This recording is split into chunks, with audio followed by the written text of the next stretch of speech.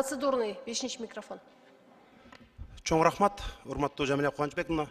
Урматтуу депутаттар, өзүңүздөргө маалым болгондой, азыр бүтүндөй ушу массалык маалымат каражаттарында Альянс фракциясынын депутаты Молдобекова Гулкан Сакинанын кабинетин тинтүү болуп жатат деген маалыматтар чыгып кетти.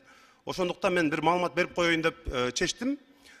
Ал такыр башка маселе боюнча Молдобекова Гулкан Сакинана жөнүндө эч кандай маселе жок. Өзү жөнүндө. Өзү азыр Өзбекстанда төрага менен расмий иш сапарда жүрөт. Депутат жөнүндө дагы бир жолу кайталап коеюн, эч кандай маселе жок. Рахмат. Рахмат.